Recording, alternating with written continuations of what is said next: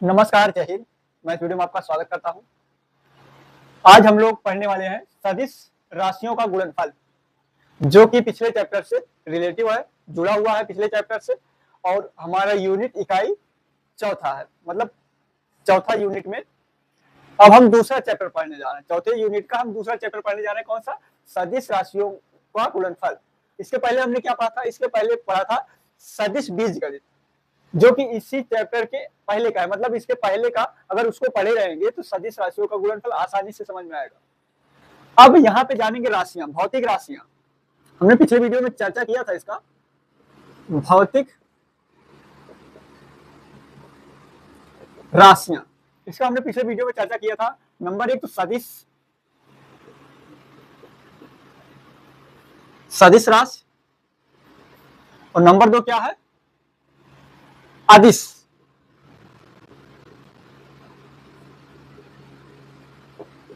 ठीक, पिछले वीडियो में ये सब बता चुके हैं। सदिश जिसमें डायरेक्शन हो, दिशा हो, सदिश। अदिश जिसमें दिशा ना हो। ठीक, इसको व्यक्त कैसे करते हैं? Vector A, vector B, vector C, मतलब इस तरीके से व्यक्त करते हैं। ठीक, और फिर जैसे मान लो हमारे पास कोई वेक्टर ए बराबर दिया गया है 4i cap plus 6j cap plus 9k cap. ठीक, इसमें डायरेक्शन क्या है? वेक्टर ए बराबर दिया गया 4i कैप 6j कैप और 9k कैप।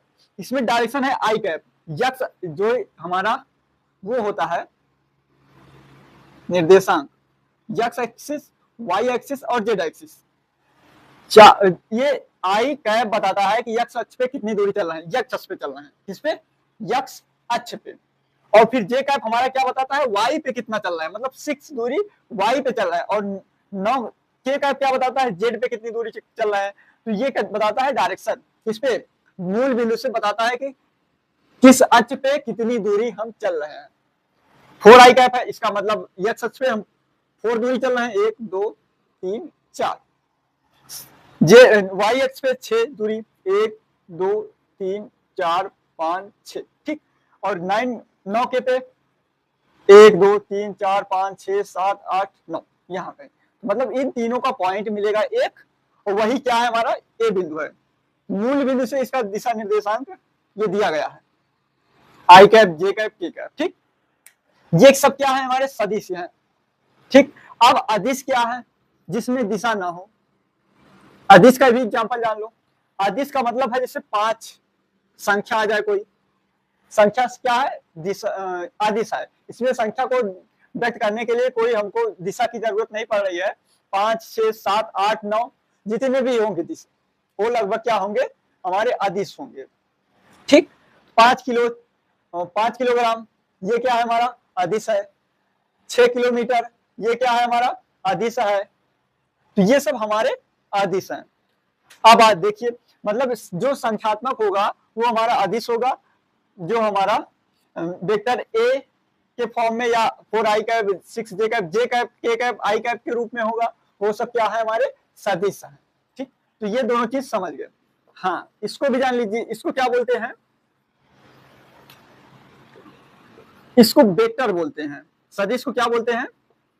वेक्टर। और इसको स्केलर, स्केलर। ठीक, इसको स्केलर बोलते हैं। अब उसके बाद देखिए, इसको वेक्टर, इसको स्केलर। सदिश अदिश को स्केलर और सदिश को वेक्टर।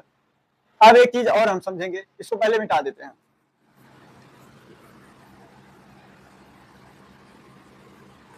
इसमें बोल रहा है सदिश राशियों का गुणनफल। सदिश राशियां अभी हमने बताया जो कि वेक्टर फॉर्म में होगा। तो हम मान लेते हैं कोई जैसे 2 वेक्टर हैं, एक वेक्टर ए है और दूसरा हमारा वेक्टर बी है। ठीक, गुणनफल, जब भी सदिश राशियों का गुणनफल लिखेंगे तो हम 2 प्रकार से लिखेंगे।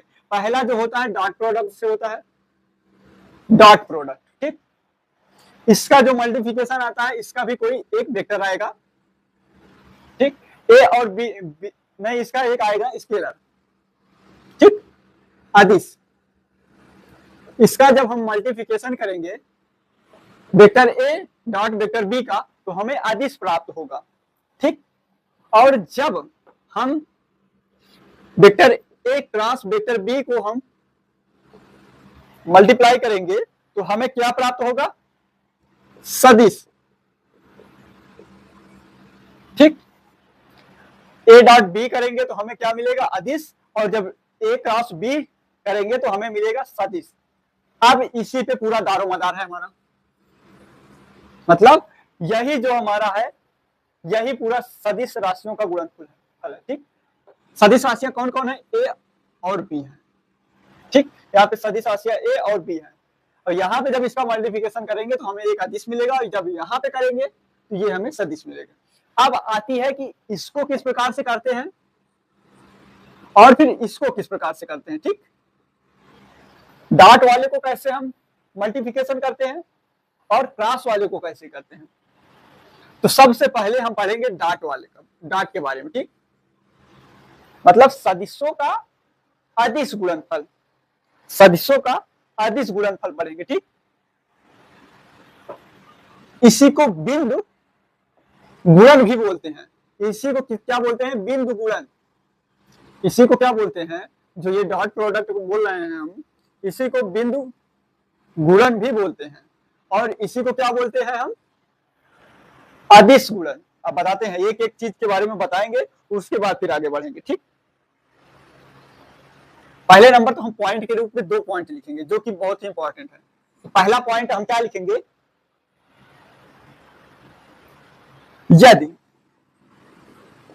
यदि दो राशियों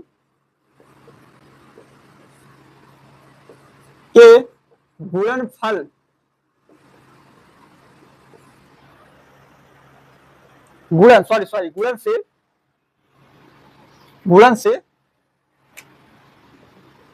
गुणन से एक अदिश प्राप्त होता है, अदिश प्राप्त होता है, तो उसे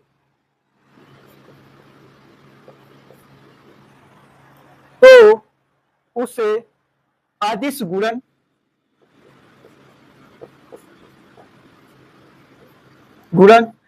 गुणन या स्केलर प्रोडक्ट या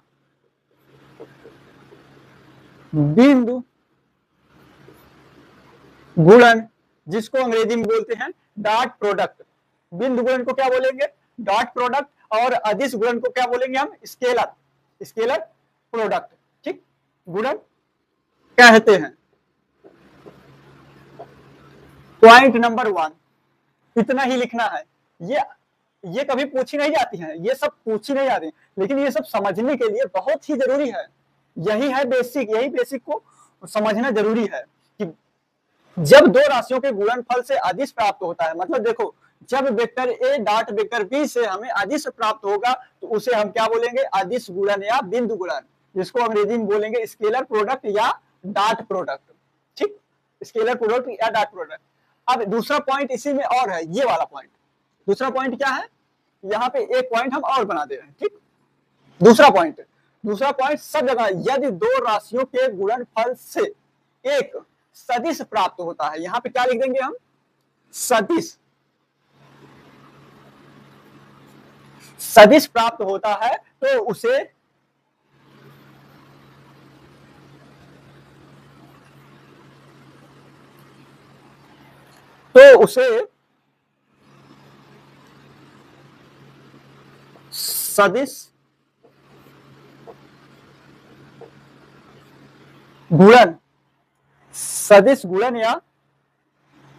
सदिश गुणन कहते हैं। ठीक, अभी बताते हैं या हमने क्यों बोला। ठीक, देखो, या इसलिए बोला था कि सदिश गुणन को अंग्रेजी में बोलते हैं वेक्टर प्रोडक्ट। क्या बोलेंगे? Vector product. लेकिन इसी को भी हम क्या बोलते हैं? क्रॉस मतलब कट। इस चिन्ह को हम क्या पढ़ेंगे? कट। हिंदी में तो कट बोलेंगे, लेकिन अंग्रेजी में बोलेंगे क्रॉस प्रोडक्ट। प्रोडक्ट इसलिए यूज कर रहे हैं क्योंकि हम गुणा करेंगे, क्रॉस लगाए हैं, एक चिन्ह है, और ये प्रोडक्ट इसलिए बोल रहे हैं क्योंकि हम इसका गुणा करेंगे। ठीक, तो इसको क्रॉस प्रोडक्ट बोल रहे हैं, सदिश गुणन कहते हैं। तो ये हमारा दूसरा पॉइंट हो गया। पहला पॉइंट जो था वो हम पहली एक्सरसाइज में पढ़ेंगे। किसमें पढ़ेंगे? जो पहली पॉइंट है उसको हम पहली एक्सरसाइज में पढ़ेंगे, फिर उसके अनुप्रयोग पढ़ेंगे। क्या क्या हमको पढ़ना है ये भी जान लेते हैं। जो हमने पहला पॉइंट दिया है अदिश गुणन। क्या? अदिश गुणन।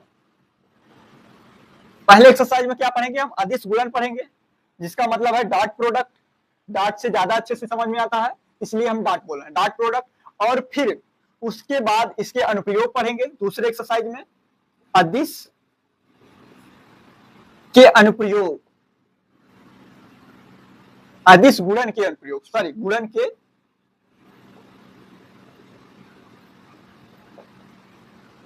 अनुप्रयोग। ठीक, अनुप्रयोग। और उसके बाद जो हम पढ़ेंगे तीसरी एक्सरसाइज, जिसमें कुल 5 एक्सरसाइज हैं। ठीक, कितनी एक्सरसाइज है? 5 एक्सरसाइज हैं। और 5 एक्सरसाइज में पहली एक्सरसाइज अदिश गुणन से संबंधित है, दूसरी एक्सरसाइज सदिश के गुणन के अनुप्रयोग हैं, और तीसरा एक्सरसाइज है सदिश गुणन, और चौथा है सदिश गुणन के अनुप्रयोग, और पांचवें में क्या है? सभी का मिक्स। क्या है पांचवें में? क्या है? पांचवें को आप लोगों को करना है। पांचवा हम बताएंगे भी, लेकिन आप लोगों को भी उसमें ज्यादातर सवाल आपको ही करना होगा, और हो सके तो हम उसको चौथी ही एक्सरसाइज में शामिल कर लेंगे। अगर टाइम मिल जाएगा तो उसको हम चौथी ही एक्सरसाइज के साथ ही बता देंगे, क्योंकि पांचवी एक्सरसाइज में इन चारों का मतलब सदिश के गुणन अनुप्रयोग सबका मिला के, चारों एक्सरसाइजों का मिला के पांचवा एक्सरसाइज हमारा बना है। और पांचवे को तो कम से कम अगर चारों समझ लिए तो पांचवे को तो आप कर ही सकते हैं। ठीक, तो पहले वाले पे हम चर्चा करेंगे। पहला क्या है हमारा? पहला पॉइंट जो था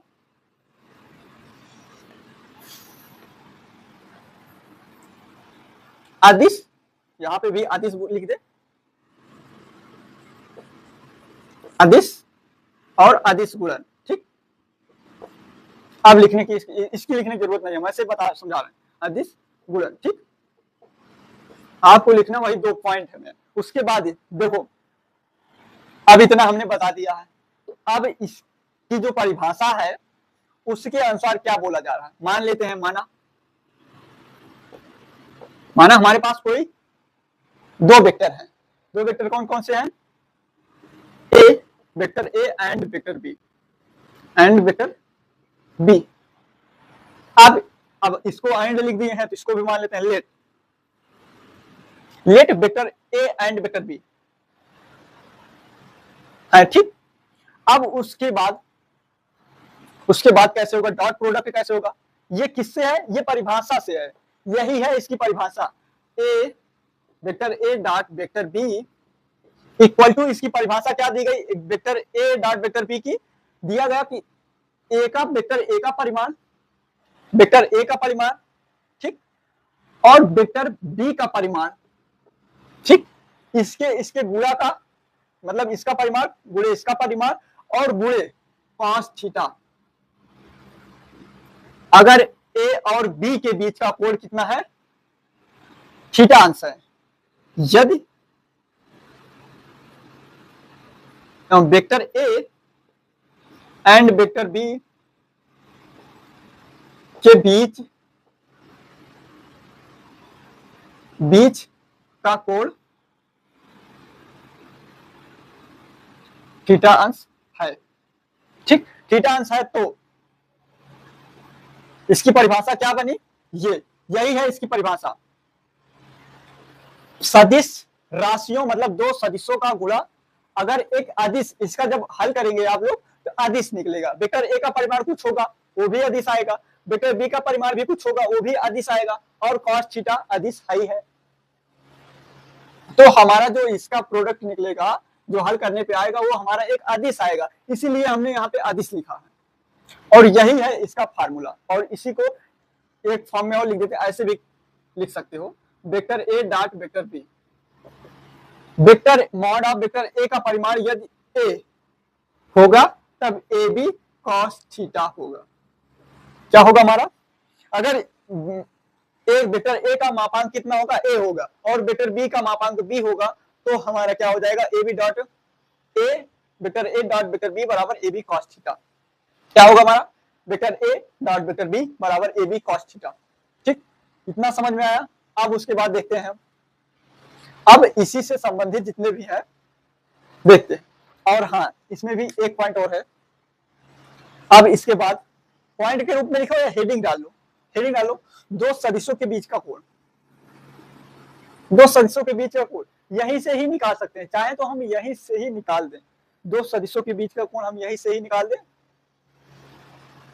वेक्टर ए और वेक्टर बी के बीच का कोण कितना है, थीटांश है, तो हमारा A B dot A vector A dot vector B बराबर ए बी कॉस थीटा है। ठीक, इसको थोड़ा सा मिटा दें।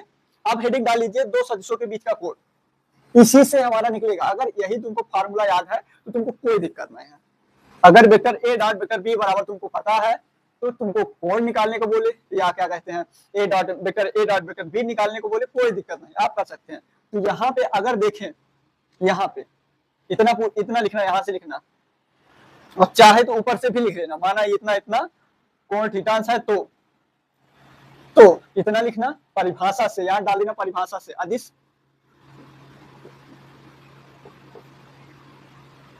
अदिश गुणन के परिभाषा से आप डायरेक्ट हेडिंग डाल सकते हैं, दो सदिशों के बीच का कोण, उसके बाद अदिश गुणन के परिभाषा से इतना लिखना, उसके बाद हम बता रहे हैं।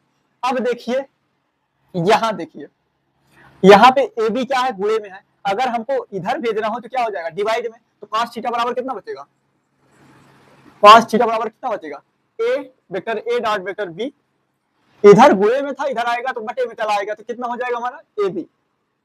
ए बी को क्या हम लिखते हैं, वेक्टर ए का मापांक वेक्टर बी का मापांक, तो कोई बात नहीं, आप लिख दो vector A dot vector B बराबर वेक्टर ए का मापांक और वेक्टर बी का मापांक।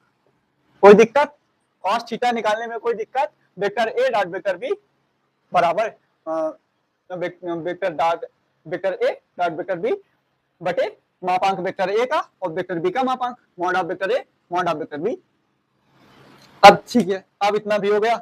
अब इसके बाद देखिए समांतर, इसी में सब होगा। अब कह रहा है दो समांतर सदिशों का अदिश गुणन। अब देखिए समांतर की बात आई है, ठीक, इतना तो लिखना पड़ेगा, परिभाषा से ही लिखना पड़ेगा। इतना लिखो कि अदिश गुणन के परिभाषा से, ठीक, यहां तक लिख लेना। देखो अगर हमारे क्या है, वेक्टर ए और वेक्टर बी समांतर है, वेक्टर ए और वेक्टर बी समांतर, ठीक, वेक्टर ए और वेक्टर बी समांतर हैं, तो इनके बीच का कोण कितना होगा, अगर देखा जाए तो इनके बीच का कोण कितना होगा, 90 डिग्री। देखो इनके बीच का कोण कितना है, 90 डिग्री है ना। अगर हम cos थीटा के स्थान पे कितना रख दें, जब भाई समांतर होगा तो सीधे सीधे जान लेना, अगर समांतर है तो थीटा का मान कितना होगा, 90 डिग्री। तो यहाँ पे कह रहा है थीटा बराबर कितना, 90 डिग्री। कब, जब समांतर हो a vector A and vector B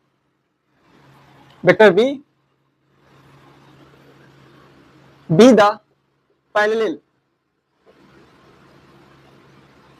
छोड़ो जाने दो, ए एंड बी समांतर है, ठीक।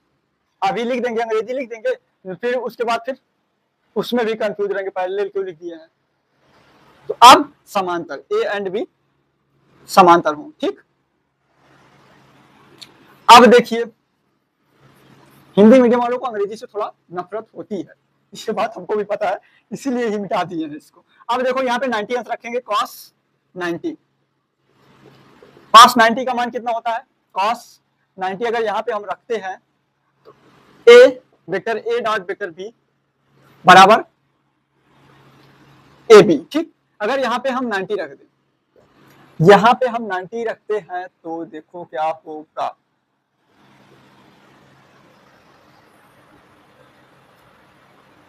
नहीं, थोड़ा मिस्टेक कर दिए हैं, थोड़ा मिस्टेक हो गया है। मिस्टेक क्या हुआ है, वो जो हेडिंग डाले हो वहां पे समांतर मत डालो, यहाँ पे लंबवत डालो। यहाँ पे क्या डालो? लंबवत डालो। सॉरी गलती हो गई, लंबवत है, लंबवत। जब vector A and vector B लंबवत हो, ठीक, लंबवत हो तब की बात हो रही। लंबवत मतलब जो हमने समझाया था वो गलत है, जो हमने समझाया था ऐसे ऐसे वो गलत है, वो समांतर के लिए है। लंबवत के लिए देखते हैं। लंबवत का मतलब है एक दूसरे के परपेंडिकुलर। परपेंडिकुलर मतलब ये वेक्टर ए है और ये हमारा वेक्टर बी है, तो इन दोनों के बीच का जो कोण निकलेगा वो 90 डिग्री होगा, ठीक। और cos 90 का मतलब है 1। कितना है? cos 90 का मतलब 0, सॉरी 0 मिस्टेक हो रहा है काफी। तो यहाँ देखो cos 90 का मान कितना होगा? 0। तो 0 बराबर vector A dot vector B upon A B. अब यह इधर ए बी गुणे बटे में है तो इधर आएगा गुणे में हो जाएगा, तो हमारा क्या फार्मूला निकलेगा? Vector A dot vector B बराबर 0। और यही हमको याद रखना है, क्वेश्चन में यही दिया जाएगा। क्या दिया जाएगा? कि दो लंबवत हैं, मतलब एक दूसरे के दो सदिश एक दूसरे के लंबवत हैं, उसके बाद जो क्वेश्चन में कहेगा हमको ज्ञात करने के लिए, हमको वही निकालना रहेगा। तो ये फार्मूला हमको याद रखना। अगर लंबवत की बात करता है तो vector A dot vector B बराबर कितना निकलेगा हमारा? 0। Vector A dot vector B बराबर कितना निकलेगा? 0। कब? जब हमारा ए वेक्टर ए और वेक्टर बी लंबवत होगा। कब? जब हमारा vector A and vector B लंबवत होगा, वेक्टर ए और वेक्टर बी लंबवत होगा। अब इसी प्रकार हम समांतर के लिए भी लिखेंगे। समांतर के लिए पूरा अच्छे से बताते हैं। समांतर के लिए आप लोग हेडिंग डालोगे, दो समांतर सदिशों का अदिश गुणन। क्या? दो समांतर सदिशों का अदिश गुणन।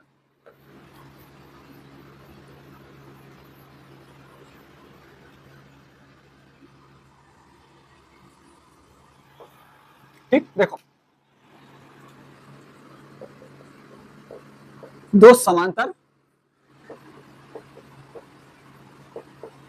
सदिशों का अदिश गुणन। ठीक, देखो फार्मूला वही रहेगा, cos थीटा बराबर vector A dot vector B upon A B. ठीक, अब इसी चीज को समझेंगे। ठीक, ये किससे है? परिभाषा से। किसके? अदिश गुणन के परिभाषा से ये है। अब इसको हम समझेंगे, वही चीज यहाँ पे होगा। अगर ये पैरेलल है तो जो इसका कोण होगा वो तो 0 डिग्री होगा। ये भी सीधे जा रही है अपने, ये भी ऐसे सीधे जा रही है, और दूसरी भी लाइन ऐसे सीधे जा रही है, तो इसके बीच ये कभी आपस में टच नहीं होंगे। ठीक, और जब पैरेलल है, एक दूसरे के ऊपर भी तो हो सकती है। पैरेलल का मतलब है कि जैसे मतलब देखिए ये ऐसे है, ऐसे हो, ऐसे तभी पैरेलल है। अगर इसको हम ऐसे कर दें तभी पैरेलल है। पैरेलल है, लेकिन क्या हमारा एक हाथ दिख रहा है? एक हाथ दिख रहा होगा, एक हाथ नहीं दिख रहा होगा। इसके बीच का कोण कितना बताओगे आप? बताओ, इसके बीच का कोण कितना है? 0 डिग्री। अगर मान लो यही इसके ऊपर हो, ऐसे इतनी ऊपर हो, दोनों के ऐसे इधर हो, दोनों के बीच में गैप है, ये ध्यान देना कि दोनों हाथ को मिलाया नहीं है, दोनों के हाथ के बीच के गैप देखो। और अब देखो, अब कोण बताओ, तो अब क्या निकलेगा हमारा? 0 डिग्री सेल्सियस। उसी का अगर ऐसे देखेंगे हम तो 0 डिग्री सेल्सियस होगा। इतना तो पूरा 180 अंश हो जाएगा। इतना पूरा जब हम देखेंगे इसको 180 अंश, लेकिन हम यहाँ पे नहीं देखेंगे, हम यहाँ पे देखेंगे। ये हमारी एक लाइन है, उसी की लाइन पे दूसरी भी लाइन है, और दूसरी लाइन कितने ऊपर है? ऊपर है। ठीक, तो यही इसका मतलब है कि थीटा का मान 0 निकलेगा। कब? जब vector A and vector B लंबवत हो, बी समांतर हो, सॉरी समांतर में लंबवत बोल दे रहे हैं और लंबवत में समांतर। ठीक, समांतर हो। तो अब cos थीटा का मान कितना हो जाएगा? cos थीटा का मान कितना निकलेगा? 1। कितना निकलेगा? 1। cos 0 का मान कितना होता है? 1। तो cos 0 equal to vector A dot vector B बटे ए बी। और ए और बी क्या है? वेक्टर ए का मापांक है, बी क्या है? वेक्टर बी का मापांक है। तो 0 का मान 1 है, 1 vector A dot vector B upon A B. अब ए बी का इधर गुणा करा देंगे तो हमारा क्या फार्मूला निकलेगा, ए बी बराबर vector A dot vector B, यही क्या हो जाएगा हमारा फार्मूला। तो जब हमारा समांतर की बात होगी तो vector A dot vector B बराबर ए बी हम पढ़ेंगे, और जब लंबवत की बात करेगा तो vector A dot vector B बराबर 0। अब इसका एक कंक्लूजन भी देख लो, कंक्लूजन मतलब अभी आपको समझ में आएगा अच्छे से। देखो vector A dot vector B 0 कब होगा, 0 कब होगा, जब हमारा कोण लंबवत होगा 90 डिग्री, वेक्टर ए और वेक्टर बी जब लंबवत होंगे, ठीक। अब यहीं पे vector A dot vector B कब होगा, जब vector A dot vector B बराबर ए बी कब होगा, जब ये क्या हो, एक दूसरे के पैरेलल, ये क्या हो, एक दूसरे के पैरेलल हो, एक दूसरे के समांतर हो, तो 0 डिग्री कोण बनेगा। और 0 cos 0 का मान कितना होता है 1, और 1 का मल्टीप्लिकेशन ए बी से कर देंगे, गुणा कर देंगे, तिर्यक गुणा कर देंगे, तो हमारा ए बी उधर चला जाएगा और हमारा बचेगा क्या, vector A dot vector B बराबर ए बी। तो ये हमारा है, लंबवत के लिए ये फार्मूला यूज करेंगे और पैरेलल के लिए मतलब समांतर के लिए इसको यूज करेंगे, ठीक। अब एक चीज का और हम ध्यान देंगे, अब इतना तो पढ़ लिए क्या, दो समांतर सदिशों का सदिश अदिश गुणन, ठीक। अब इसके आएंगे अदिश के जो प्रगुण हैं वो क्या है, अदिश के प्रगुण मोटा मोटा समझाएंगे और इस पे ज्यादा डिटेल में नहीं जाना है, ठीक, केवल समझाएंगे, इसको लिखना नहीं है, अगर आप चाहो तो लिख भी सकते हो, ठीक। और अगर नहीं भी लिखोगे तो कोई दिक्कत नहीं, हम आपको कोई दिक्कत नहीं होने देंगे सवालों में। अगर जानने के लिए पढ़ रहे हो तो लिखो, और अगर केवल बोर्ड परीक्षा के लिए पढ़ रहे हो तो केवल जितना हम बता रहे हैं उतना करो, अगर बोर्ड परीक्षा के लिए पढ़ रहे हो तो, और जितना हम कहें लिखने के लिए उतना लिखो, और अगर जानने के लिए पढ़ रहे हो या समझने के लिए पढ़ रहे हो तो हम जो भी कुछ भी करें, अब ये नहीं है कि ऐसे हमने बोल दिया इसको भी लिख लो, इसको नहीं लिखना, ठीक। मतलब जो जरूरत की चीजें हो उसको लिख लो, क्योंकि यही बेस है, यही आगे चल के आपको काम देगा। अगर यही लोगों के पास नहीं होता है, यही जो बेसिक होता है 11th और 12th हाई स्कूल का, यही सब बच्चों के पास नहीं होता है, और ऐसे ही पास होके चले जाते हैं, और फिर आगे बहुत बड़ी समस्या हो जाती है। उस समस्या को हमने भी देखा है, तभी बता रहे हैं, ऐसे नहीं बता रहे हैं, ठीक। तो हम किस पे थे, अदिश के प्रगुण, अदिश गुणन के प्रगुण, ठीक। इसका नेचर कैसा है, प्रगुण इसका नेचर कैसा है, अदिश गुणन मतलब कैसे होता है, मतलब इस पे क्या कैसे किसका इफेक्ट पड़ता है, किसका इफेक्ट नहीं पड़ता है। पहला क्या है, पहला है वेक्टर ए और डॉट वेक्टर बी बराबर vector B dot vector A, ठीक। कितना समझ में आया, नहीं समझ में आया, ठीक, कोई बात नहीं। इसका मतलब ये है, चाहे वेक्टर ए का गुणा बी से कराओ, डॉट प्रोडक्ट कराओ, चाहे वेक्टर बी का गुणा ए से कराओ, आंसर वही होगा जो vector A dot vector B का होगा, जो vector B dot vector A का। मतलब इसमें आंसर का कोई इफेक्ट नहीं पड़ेगा, मतलब इस पे आंसर का कोई इफेक्ट नहीं पड़ेगा, मतलब चाहे बी का गुणा ए से कराओ, ए का गुणा बी से कराओ, आंसर पे कोई प्रभाव नहीं पड़ेगा, ठीक। अब दूसरा क्या बोलता है, दूसरा ये बोलता है अगर माइनस वेक्टर ए है, ठीक, डॉट वेक्टर बी है, और या वेक्टर ए प्लस का है, डॉट वेक्टर बी माइनस का है, तो भी इसका आंसर कितना आएगा, सेम आएगा। यही इसम के गुण है, ए का गुणा बी से कराओ कोई फर्क नहीं पड़ेगा, या बी का गुणा ए से कराओ कोई फर्क नहीं पड़ेगा, आंसर वही आएगा, एक ही आएगा। इसमें माइनस का भी कोई इफेक्ट नहीं पड़ने वाला, माइनस चाहे जिसके पास हो, ठीक, माइनस चाहे जिसके पास हो उससे कोई इफेक्ट नहीं पड़ने वाला है, ठीक। वो पूरा जो आंसर आएगा वो माइनस करके ही आएगा। अब इसके बाद तीसरा क्या है, तीसरा तीसरा ये है, देखो vector A vector B plus का सी, ये भी किसका है, डॉट का, यहाँ पे डॉट है। तो इसका मतलब ये है साधारण सा सिंपल सा फार्मूला वही यूज होगा, ए का वेक्टर ए का डॉट प्रोडक्ट इसके साथ भी होगा, वेक्टर ए का प्रोडक्ट इसके साथ होगा। या तो तुम चाहो तो बी और सी को जोड़ के तब वेक्टर ए डॉट कराओ, या vector A dot vector B plus vector A dot vector C, या इस तरीके से हल करो या इस तरीके से हल करो, इसका आंसर सेम रहने वाला, इन दोनों का आंसर सेम रहने वाला है। तो मतलब इसका भी कोई इफेक्ट नहीं पड़ता है। ये सब फार्मूले हैं, ये सब इंपॉर्टेंट है, बहुत ही इंपॉर्टेंट है। इन सबको चाहो तो आप लिख लो और ये आगे काम देगा, आगे 100% काम देगा। ठीक, तो इसको लिख लो, एक काम करो सभी लोग लिख लो, और ये बहुत अच्छा है, इसको लिखे रहोगे तो आगे आपको काम देगा। ठीक, इसको लिख लो। फिर इसके बाद चौथा जो है, चौथा जो कह रहा है, देखो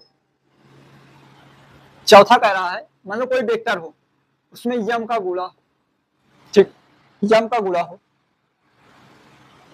इसका मान ले लो, या इसको यम को बाहर कर दो और इसका मान ले लो।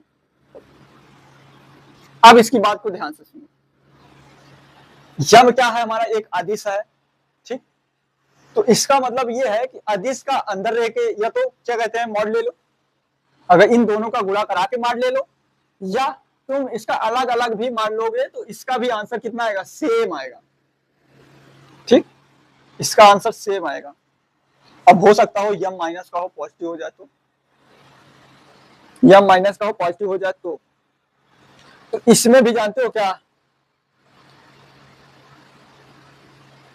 इसके साथ भी बी डॉट है यार, सॉरी एक यहाँ पे इस चौथे में थोड़ा सा मिस्टेक हो गया है, इसको देखते हैं, फिर से देखते हैं इसमें क्या मिस्टेक हुआ है। देखो हमने क्या लिखा, M vector A, M vector A और डॉट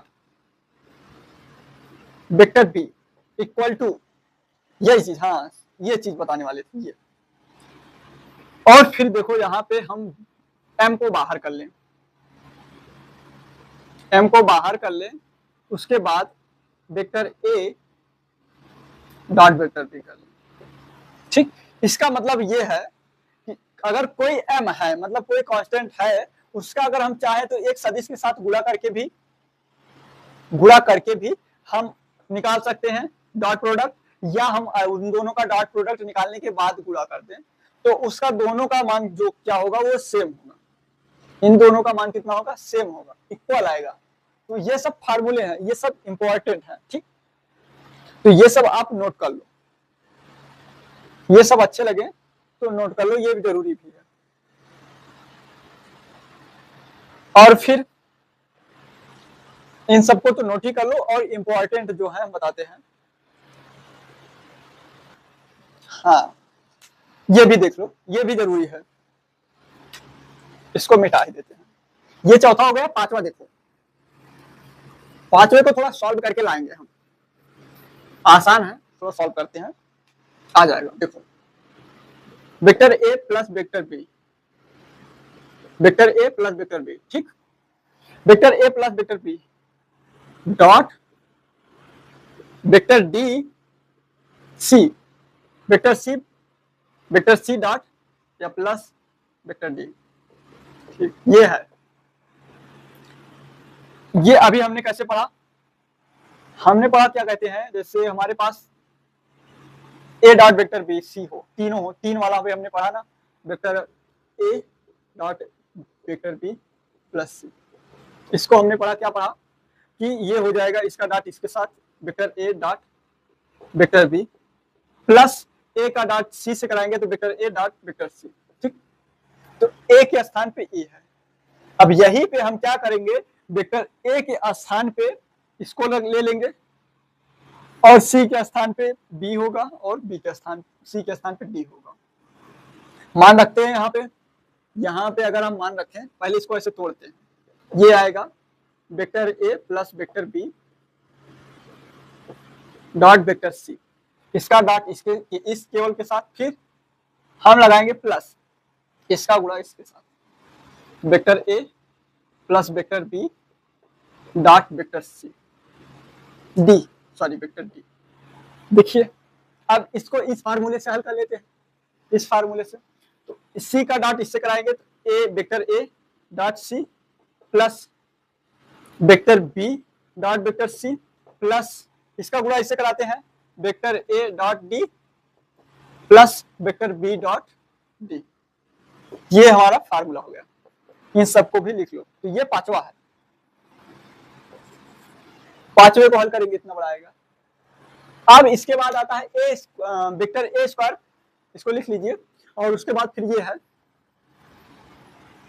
हमारा ये इसका स्क्वायर, इसका स्क्वायर कोई दिक्कत नहीं, ए प्लस बी का होल स्क्वायर आपने पढ़ा है ना, बस उसी प्रकार से हम कर देंगे वेक्टर ए का स्क्वायर प्लस वेक्टर बी का square plus 2 vector A dot vector B, यही है, हाँ यही vector A dot vector B.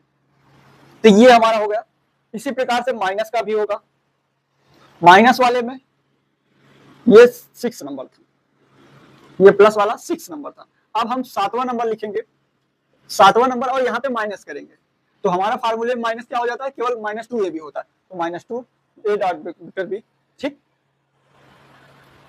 A square, हाँ ये भी है, 8वां डाल लो इसको, वेक्टर ए प्लस प्लस का है कि डॉट है, प्लस है B dot vector A minus B, एक ब्रैकेट में प्लस बी एक ब्रैकेट में माइनस बी, एक ब्रैकेट में प्लस बी एक ब्रैकेट में माइनस बी, इसका मतलब वेक्टर ए का स्क्वायर माइनस वेक्टर बी का स्क्वायर।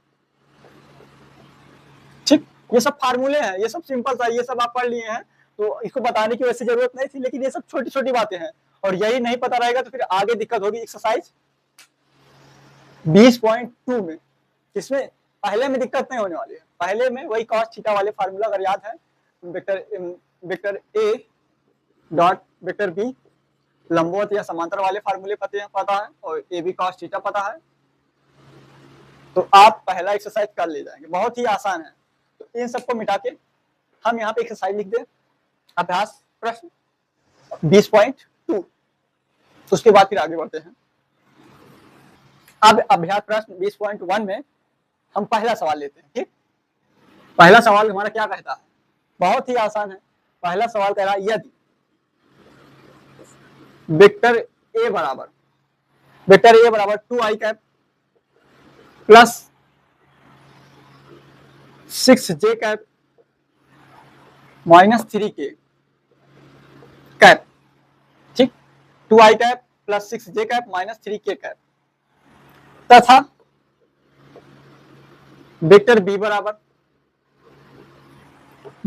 बराबर बोल रहा है 4i cap plus 3j cap, 4i cap plus 3j cap और प्लस का माइनस का k कैप है, तो vector A dot vector B ज्ञात कीजिए।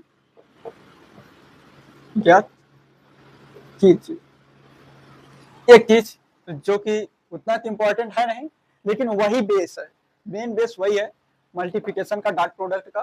ठीक, तो उसको हम जान लेते हैं। देखिए आई कैप का जब आई कैप से डॉट प्रोडक्ट कराएंगे तो हमारा 1 निकलेगा, जब जे कैप का जे कैप से डॉट कराएंगे तो हमारा 1 निकलेगा, जब के कैप से के कैप का डॉट कराएंगे तो हमारा 1 निकलेगा। इसका मतलब ये है कि ये सब बराबर कितना होता है 1। आई कैप का जब स्व प्रोडक्ट मतलब स्वगुणन, मतलब स्वयं का गुणन स्वयं से अगर कराएंगे तो उसका मान कितना निकलेगा 1 निकलेगा। आई कैप का आई कैप से गुणा कराएंगे तो 1 आएगा, जे कैप का जे कैप से गुणा कराएंगे तो 1 आएगा, के कैप का के कैप से गुणा कराएंगे तो 1 आएगा। ठीक, अब देखो, अब इसका उल्टा देख लो, यदि हम आई कैप का जे कैप से डॉट करा दें तो इसका मान 0 आएगा। ठीक, जे कैप का के कैप से मान करा दें इसका भी आएगा 0, और के कैप का आई कैप से करा दें आई कैप तो इसका भी मान 0 होगा। तो इसका मतलब है कि ये दो चीज जानना जरूरी है। ठीक, और ये 0 और 1 कब होते हैं ये आपको पता, जब एक दूसरे के पैरेलल होंगे मतलब समांतर होंगे तब क्या होगा 1 आएगा, और विपरीत है तो 0 आ रहा, मतलब लंबवत है तो 0 आ रहा। तो ये पैरेलल से संबंधित है, ये लंबवत से संबंधित है। मतलब ये आई कैप जे कैप एक दूसरे के कैसे होते, देखिए जैसे ये हमारा ये है और इसके बीच का कोण 90 होता है, इसके बीच का कोण 90 होता है, और इसके बीच का भी 90 कोण होता है।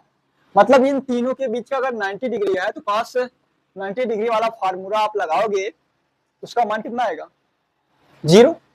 और जब पैरेलल लगाओगे मतलब आई के ऊपर आई पैरेलल मतलब 0 है तो उसका मान कितना आएगा cos 0 का मान 1 आएगा, तो इसलिए ये इतना मान होता है। ठीक, अब हम निकालते हैं A dot vector B dot. ठीक, पहले तो हम ए डॉट लिखेंगे 2i cap plus 6j cap minus 3k cap dot 4i cap plus 3j cap minus का k कैप। ठीक, अब यहां पे देखो 4 दूना कितना होगा 8i डॉट आई कैप। ठीक, 8i dot I cap plus 6 3 18 j dot J cap. ठीक, 3 3 एक अन्नम 3 और प्लस का हो जाएगा तो 3 के कैप डॉट के कैप। ठीक, अब देखो आप इसके अलावा भी जितना मल्टीप्लिकेशन कराएंगे वो आपका उल्टा सीधा आने वाला है। देखो कैसे कैसे आने वाला है उसको हम बताएंगे। इतना तो हमारा इतना ही आंसर है, आई कैप का आई कैप से गुणा, जे कैप का जे कैप से गुणा, के कैप से के कैप का गुणा, इतना आंसर आएगा। लेकिन गुणा इसके आगे भी होगा, ऐसा नहीं है कि गुणा आगे नहीं होगा। आई कैप का जे कैप, आई कैप का आई कैप के साथ तो हो ही गया, मैंने लिख ही दिया। आई कैप का जे कैप के साथ कराएंगे जब 3 दूना 6 हो जाएगा, और जे कैप का आई कैप से कराएंगे तो इसका मान कितना हो जाएगा 0। तो 0 का 6 से गुणा कराएंगे, लिख देते हैं। देखो 3 दूना कितना हो जाएगा 6, और आई डॉट कितना हो आई डॉट जे। ठीक, फिर इसका के साथ भी कराएंगे -2 के कैप डॉट आई कैप, या आई कैप डॉट के कैप भी लिख सकते हो, आई कैप डॉट के कैप। इसका भी मान कितना आएगा 0, इसका भी 0, इसका भी 0। अब जे का भी कराएंगे तो उसका भी 0 आएगा। मतलब अगर स्वगुणन रहेगा तो उसका मान 1 आएगा और बाकी 0 आएगा। तो हमको बस उतना ही याद रखना है कि स्वगुणन 1 होता है, बाकी का गुणा 0 होगा। तो बस इतना ही हम लिखेंगे, उसके बाद हल करेंगे। इसका मान आ जाएगा 8, आई कैप का मान रख देंगे 1 और 1, इसको जोड़ लेंगे 26 26 3 29। तो ए डॉट वेक्टर बी का मान कितना आएगा 29। ये हो गया आंसर। कितना आसान है डॉट प्रोडक्ट, डॉट प्रोडक्ट कितना आसान है, देखिए आसान है ना, बहुत आसान है। अब इसके आगे देखिए, इसके आगे देखिए, अब हम डायरेक्ट एक सवाल बता दें, एक सवाल डायरेक्ट बताते हैं। दूसरा सवाल देखो मिटाने से, दूसरा सवाल देखते हैं। वेक्टर ए बराबर दिया गया है 3i cap plus 8j cap plus -2k cap. ठीक, और वेक्टर बी बराबर दिया गया है, वेक्टर बी बराबर दिया गया 5i कैप और प्लस का j कैप प्लस का 2k कैप। इसमें कह रहा है ए डॉट बी क्या थी, तो सीधा सीधा हम लिखते हैं vector A dot vector B बराबर 5 तिहाई 15, आई कैप का आई कैप के साथ कराएंगे गुणा तो 1 हो जाएगा, 1 का गुणा 15 से कराएंगे 15, 8 एक अन्नम 8 और 2 दूना 4 माइनस 4, तो लग 19 आ जाएगा। 8 में से 4 चला जाएगा तो कितना बचेगा 4, और 4 को हम 15 से जोड़ देंगे तो 19। ये vector A dot vector B, आपको कुल मिला के vector A dot vector B निकालना आ गया। अगर इस तरीके से सवाल हल कर लेते हैं तो आ गया। अब लेकिन इससे भी ज्यादा महत्वपूर्ण क्या है हमारा, कोण निकालने वाला सवाल, जिसमें वेक्टर ए और वेक्टर बी दिया जाएगा, उसमें कहेगा कोण निकालिए। ठीक, तीसरा सवाल हम लेते हैं जो कि बहुत ही इंपॉर्टेंट सवाल है, और ये कई बार पूछा गया है। ये पूछा गया है 16 में पूछा गया है, 15 में पूछा गया है और 18 में पूछा गया है। 15, 16 और 18। ठीक, ये बहुत ही इंपॉर्टेंट है। 15, 16, 18 इस बार चांस है। मैंने इसको 22, 23 में शायद नहीं देखा है, लेकिन हो सकता है। मेरे पास बुक पुरानी है तो इसमें 15, 16 दिया हुआ है और 18 भी दिया हुआ है, 17 छोड़ के। ठीक, देखिए तीसरा सवाल,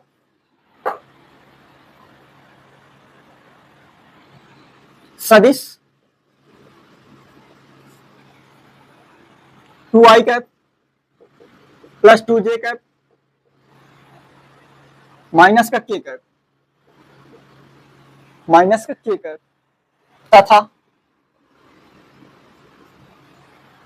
तथा 6i cap minus 3j cap plus का 2k कैप के बीच का कोण ज्ञात कीजिए।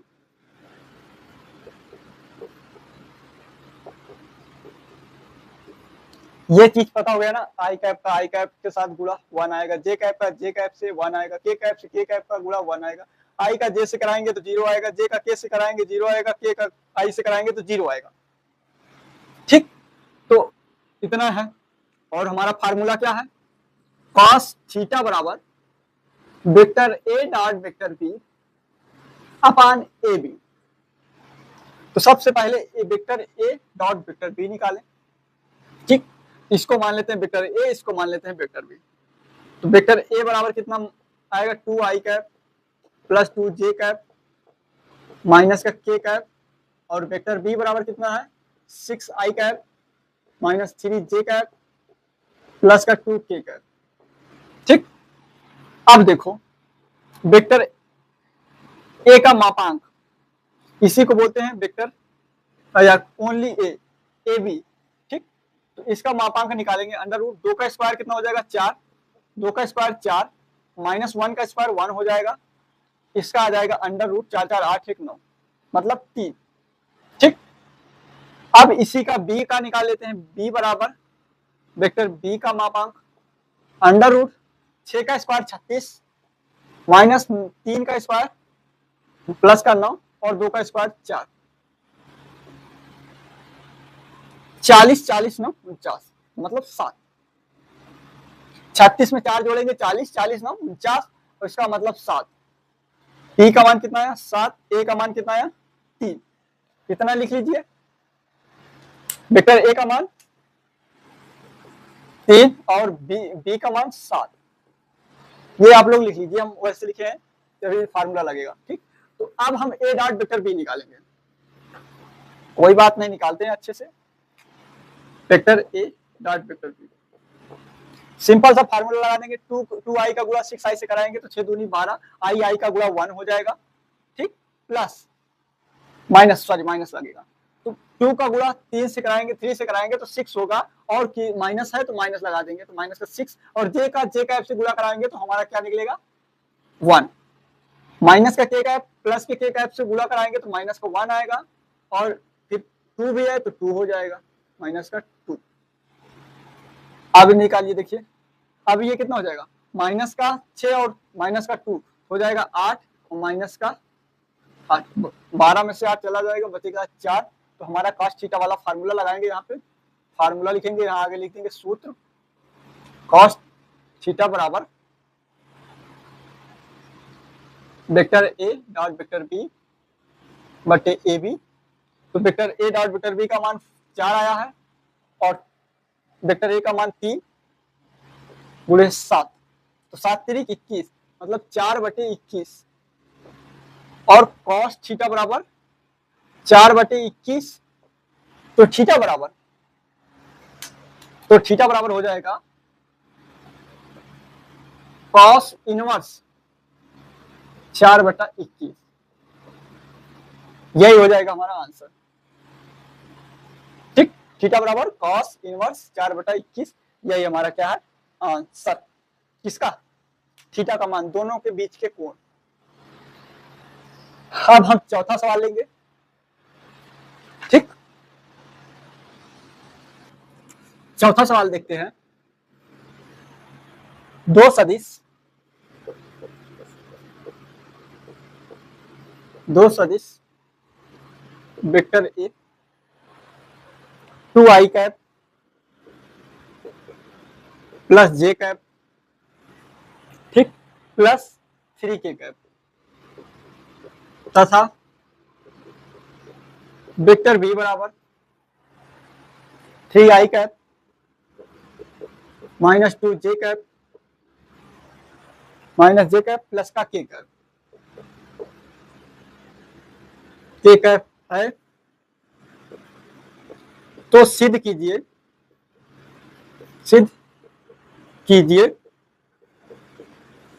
कि इनके बीच का कोण 60 अंश है। क्या सिद्ध करना है? इनके बीच का कोण कितना है? 60 अंश। कब? जब वेक्टर ए बराबर इतना हो और वेक्टर बी बराबर इतना हो, ठीक। तो सबसे पहले वेक्टर ए का मापांक, जिसको हम वेक्टर ए बोलते हैं, इसको निकालें, केवल ओनली ए, इसको निकालते हैं।